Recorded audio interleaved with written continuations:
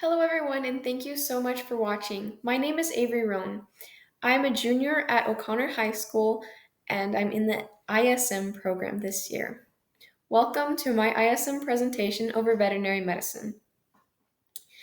Veterinary medicine has always been a big interest of mine. I grew up around many animals, so many that I can't even keep count anymore.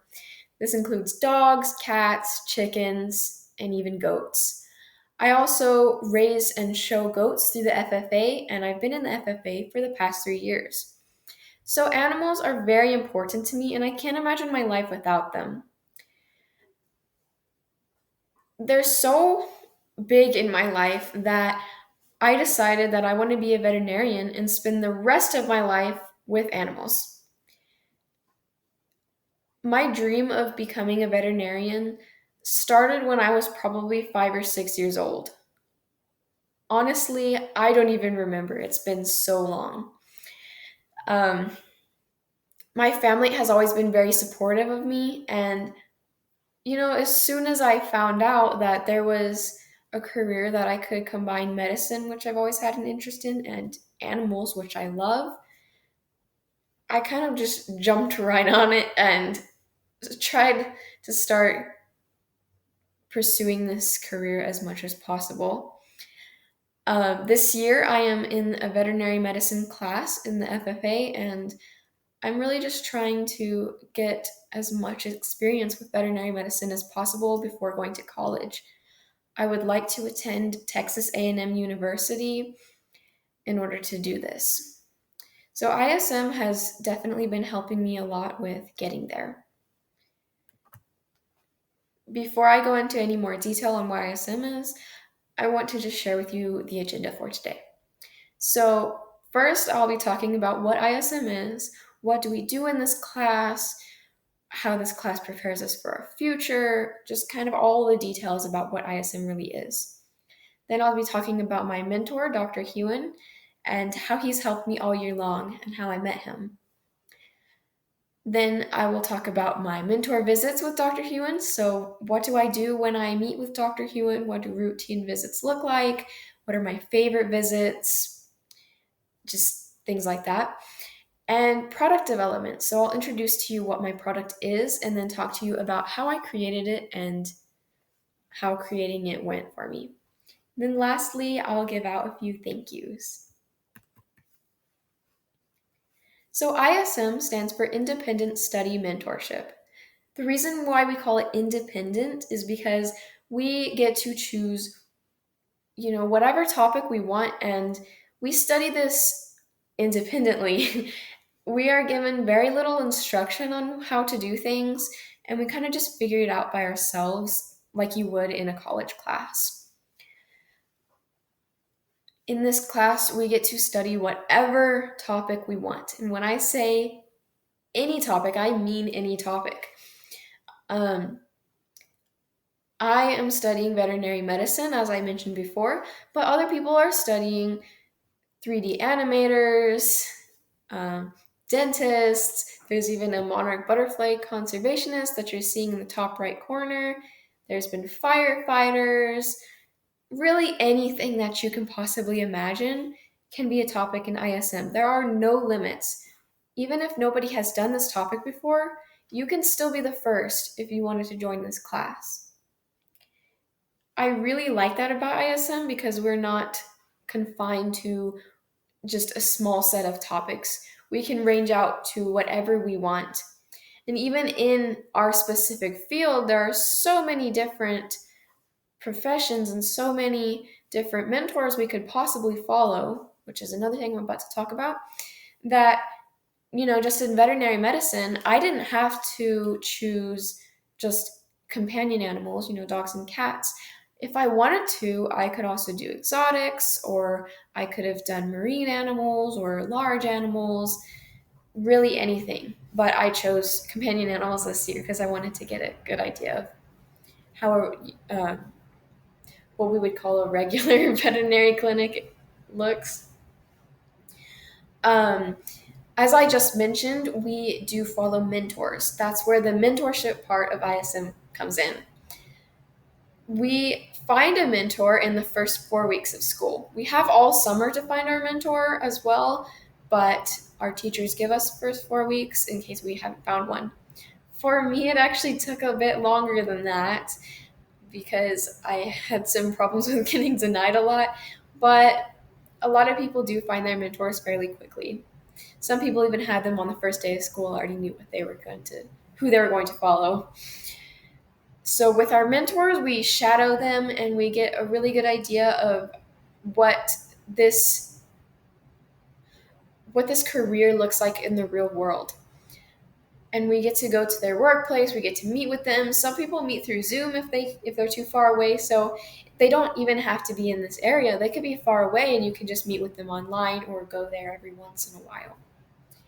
With our mentor visits, we are required to write what's called a mentor journal. I have it right here, and I'll talk about that in just a little bit.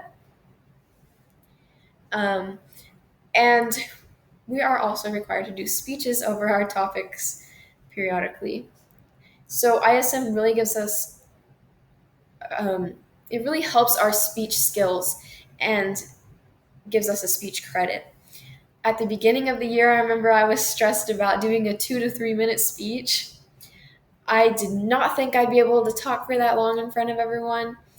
I or just talk that long period, but here I am about to give a 25 to 30 minute speech and I've already been talking for twice as long as that first speech we did. So each speech kind of got longer and longer throughout the year. We went from 2 to 3 minutes to 5 minutes to 10 minutes. We even gave a speech in front of another class about ISM. It was very similar to this one, just quite a bit shorter. So we really get to harness our speech skills, and our teachers give us a lot of tips on how to improve. We are also being prepared for college by building our resumes, applying for scholarships, very important things like this. Our mentorship actually gets to go on our college resume and looks very, very good. And we are required to apply for scholarships, as I just mentioned. I know this year we have already applied for 3 scholarships each, and we will be applying for more next year, just as many as possible to get as prepared for college as we can. This class also gives us an honors credit, which looks very good on our college resumes as well.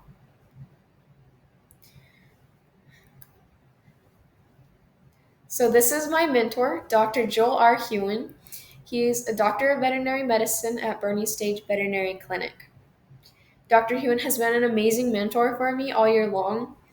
And he's actually the veterinarian that I take my own pets to, so I trust him.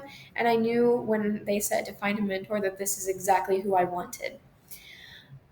The way that I met Dr. Huon the first time was around 2020. I wrote a letter to him just telling him that I'm very interested in veterinary medicine, and I was kind of asking for some tips. But he actually let me come in for a visit where I got to see some dental surgery, which was very cool. And it was kind of just a one time thing, is what I thought. But after joining ISM, I kind of got back into it and he let me come in a lot more. Um, so finding my mentor at first was kind of difficult, even though, as I said, I knew who I wanted to mentor under. Because of how busy they are, he must not have seen my email at first, which is completely okay. But just being me, I kind of stressed out a little bit and thought, like, oh no, I'm not gonna have a mentor. So I started emailing a bunch of other people and they all declined me because of COVID, or they just didn't want to mentor anyone, is what they said. But Dr. Hewen eventually gave me a call back, and he was very, very nice about it. And so all of my nervousness was completely for no reason, because he was very nice and he just said, yes, come on over. And he helped me figure out the scheduling, even though we both kind of had conflicting schedules. So I actually visit Dr. Hewen every Friday from 5 to 6 p.m. in person.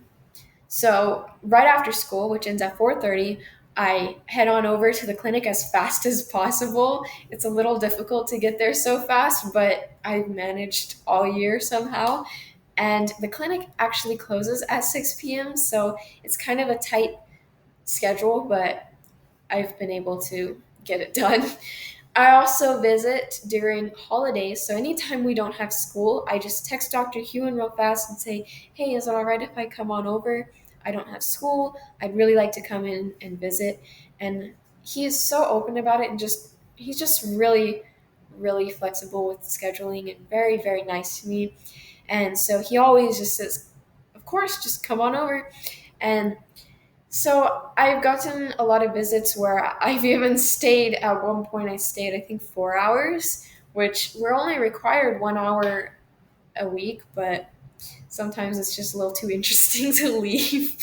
Um, so my visits have just been, they've been incredible, really. I didn't imagine that I would have this experience in high school, and it's really helping me towards my future by giving me a good idea of what veterinary medicine looks like in the real world. Dr. Hewen lets me shadow, of course, him, the other veterinarians, veterinary technicians, and assistants. So he kind of, every time I come in, he kind of just says, make yourself at home, just watch whatever you'd like, so I can kind of go back and forth from, there's an annual appointment happening over here, but over here there's a dental surgery, so I kind of go back and forth to see a little bit of both. This way I was able to get a feel for all of the different jobs in a veterinary clinic and not just the main veterinarian, which I've been very grateful for. um, So my favorite appointments are definitely surgeries. Dr. Hewen does his surgeries on Friday mornings. So unfortunately, because of school, I didn't get to see that many. But when we did have school off, or sometimes I took school off um, under school business, I was able to come in as much as I could possibly come. And he was very open to letting me see these surgeries, and he was very excited to show them to me. Many of these were spaying and neutering. So you probably already know, but this is basically just removing the reproductive organs from a cat or dog. And so I've seen quite a few of these. I've seen cats, dogs, male, female. So I got to see what the differences were between all of those. And I thought that was very, very cool. I know one day there was kind of a like surprise spay of a cat, I believe it was. So it was a very, very quick procedure. If you don't know, sometimes they can last only around 5 minutes. They're very, very fast. So, but they're also super interesting to me. I also have seen a surgery that was on a dog's eye. He had some growths that were kind of getting in the way. And I just remember one of the main details was that the suture wire was so thin. It was like a piece of hair, and I could barely see it. I didn't know how Dr. Ewing was doing that. It was really amazing to me. Um, a lot of the other appointments I see are annual appointments. I actually even got to see my own dog's appointment one time. My dad had brought her in, and I kind of watched from the vet point of view during that one. And so it was really exciting for me because, I mean, I got to connect a little bit more. And it, I just was really grateful to have that experience. Um, I really, really enjoy watching dental surgeries. There are quite a few of these actually. Almost every time I've come, there's been at least one. And I remember the very first time in 2020 when, as I mentioned before, I did watch a dental surgery, and it was actually kind of funny because dental surgeries, there's quite a bit of blood. So Dr. Hewen drags over a stool. He's like, "All right, you better sit down for this." I was like, "Okay, but why?" He's like, "Well, there's going to be a lot of blood, so even if you think you might not be sensitive to blood, you could still be because people have passed out in the past. So thankfully, I'm not one of those people, so blood doesn't seem to bother me, um, which is good because I do want to be a veterinarian. It would be pretty bad if I, you know. One of my other favorite visits, I'm sorry if you get grossed out easily, was they drained an abscess on a dog that formed after him getting into a dog fight. This was very interesting to me. I'd never seen anything like this before. I don't want to go into too much detail in case anyone's sensitive to this type of thing, but uh, all of the staff and then also me kind of thought it was we kind of all just thought it was a little bit satisfying, which to some people was very gross, but I really really enjoyed it. Um, so mentor journals are required. I believe I mentioned that before, but I realized in one of my more recent visits that I never actually told anyone at the clinic what I was writing down this entire time. Um, I kind of have just been writing all year long. I never told anyone what I was writing. I hope they didn't think I was like like criticizing them in my writing. I was definitely not. I was only just writing really cool stuff that I saw and things I just really wanted to remember. But I hadn't realized that I never told them until one of the veterinary technicians named Heaven in, I believe it was my second to last visit, came up to me and she's like, "So, what exactly do you write in your journal? I always see you writing. What are you writing down?"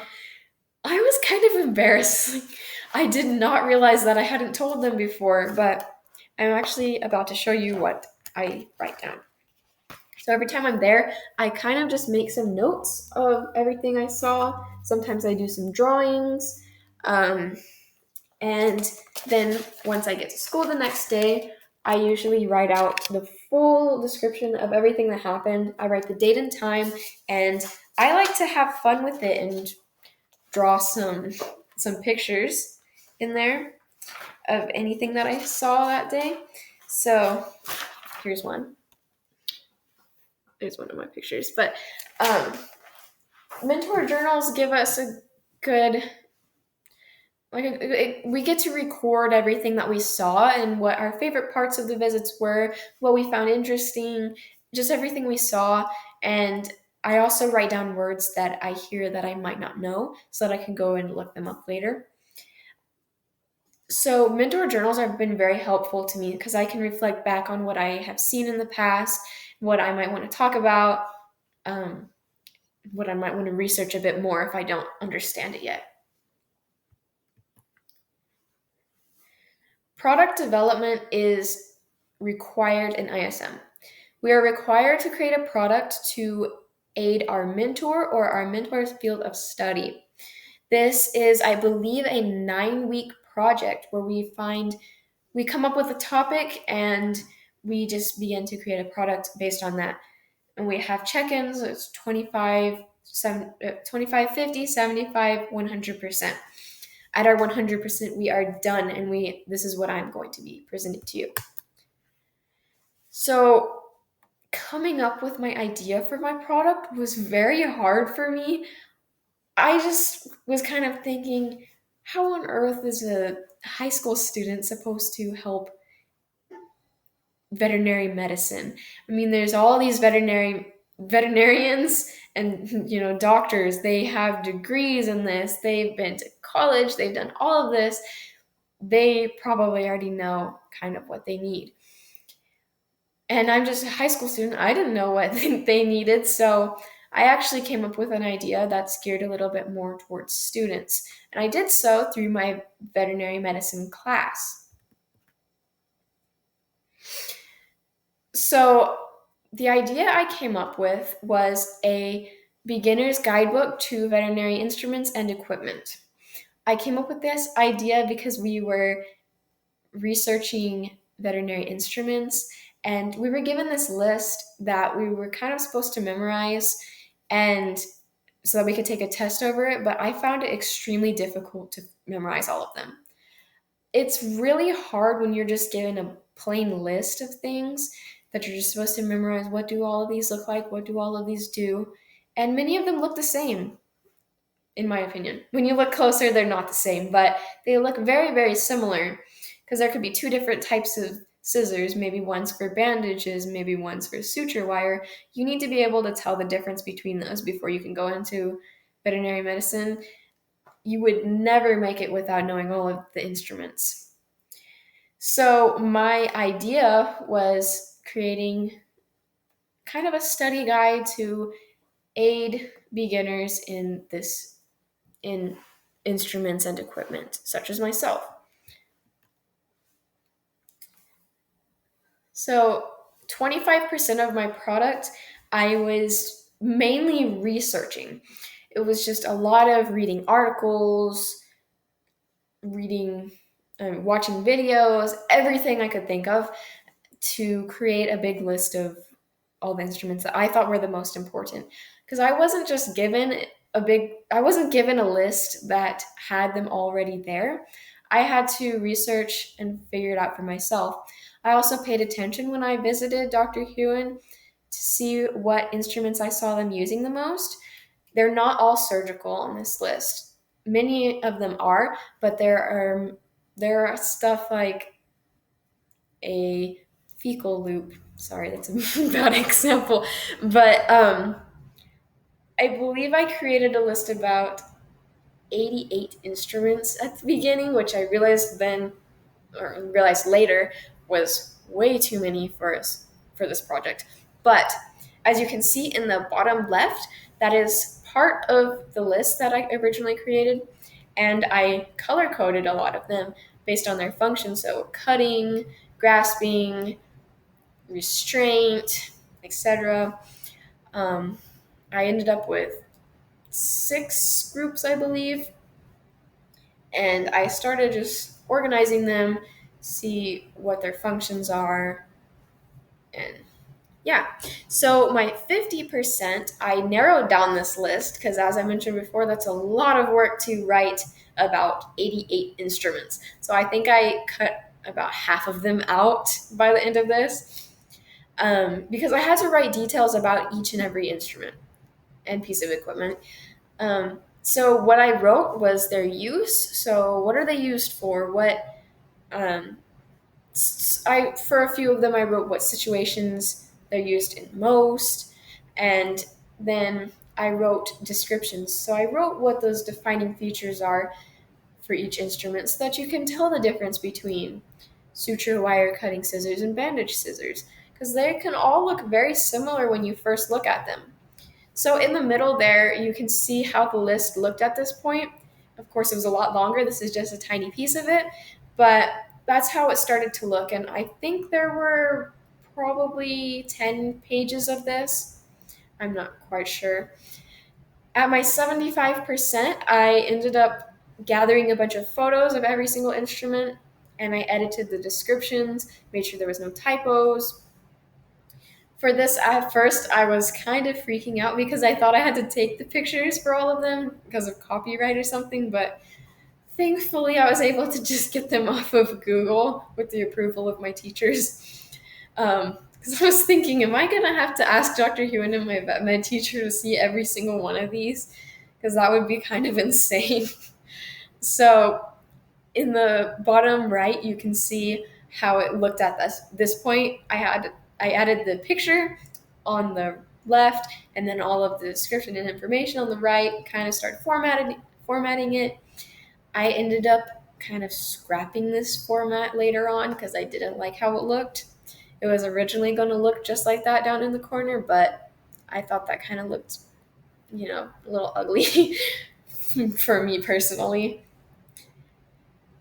So, product dilemmas.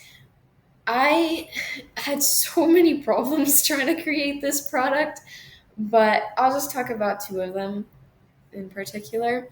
The main one was technology. Technology gives me so many problems. Just love it. The the most the biggest dilemma I had was in the 75 to 100%, where we were just trying to kind of finalize everything. I had a lot left to do, and we only had a week. So I really needed to just get on it and work as much as possible. But my school account kind of crashed this week. There was problems with the north side Wi-Fi, but also problems with a few accounts, according to the technology specialist. At first, I thought it was my Chromebook, so I ended up Xing out of every single thing on my Chromebook and kind of restarting the whole thing. I took it in and exchanged it, so there went all of my saved stuff on my Chromebook. And when I got my new one, I was thinking, yes, this is going to work. But I opened it up and exact same problem. Tried it on my phone, same problem. Tried it on my sister's iPad, same thing. This happened for about a week, which, as I said before, we only had a week to do this last bit of our project. So I ended up missing the deadline. Thankfully, my teacher, Miss Schweitzer, is very, very flexible with this and very understanding of technology problems. So she gave me the time that I missed to make up my product, and I was able to finish it all in the next week. The next dilemma I had, which kind of was throughout the entire thing, but especially during my 75%, was that I overestimated how much time we had. Like, seriously overestimated it. I am naturally kind of a procrastinator, which I really need to work on. So during my 75%, I thought, it's going to be fine. It'll be easy. I'll just save this all for later. So I ended up with way more work than I thought I could handle. Um, I also, as I mentioned before, cut down my list because there wasn't enough time to do 88 instruments. So my 100% product is a complete beginner's guide to veterinary instruments and equipment. As you can see, I designed the cover, I designed it inside of the book. I believe it ended up being about 62 pages by the end. There is a QR code right there if you would like to scan it. So this QR code takes you to an online copy uh, of my product. So here are a few more pictures of what my product looked like by the end. I added an index so that if someone was looking to see, maybe they went through this list and they don't know what an autoclave is, they can go ahead and look and say, okay, that's on page 52, and all of the information will be there, and it's formatted just like you see on the right with the cat bag, which is one of my favorites on this list. So everything's formatted to where it's kind of all easy to read. I wrote everything in language that will be easy to understand at any level of education, so high school, college, whatever. Everything's color coded. So let me go back. You can see this list right here that says color coding. So everything has a line that will be shown right there. Like the cat bag picture has a red line at the top that shows that it is a restraint piece of equipment. So everything's kind of formatted in an easy to understand way. So I would like to say a big, big, big thank you to Dr. Hewen. I just thank you, thank you, thank you. I can't say it enough. You have been so, so good to me all year long. You've been so open to letting me come in and see anything.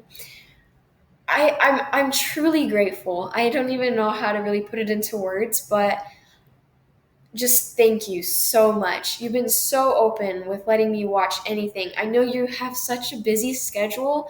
It must be really hard to have someone to mentor all year long, but you still found time to let me come in, and I'm really grateful for that. You have definitely kind of given me even more of an interest in veterinary medicine, so now I'm pretty sure this is what I do want to do as my career in the future. So I do want to go off to college, just like you did, to become a veterinarian. And just I'm just so grateful for all the experiences that I've been able to have with you. I also wanted to say thank you to all the staff at Bernie Stage Veterinary Clinic. You guys have been so welcoming And everyone there has made me feel so at home when I come in. I'm so grateful to have, I'm so glad that I chose this specific clinic. Everyone there is so nice to me. And I feel like I wouldn't have gotten this kind of experience anywhere else. So thank you so, so, so much. I also wanted to say thank you to my teachers, Miss Schweitzer, Miss Riojas, for helping me all throughout the year with my speech skills and with my product. You guys have been so flexible, so willing to help, and it's just made ISM really great for me. In conclusion, through ISM, I have gotten to see things that I would have never seen in high school otherwise.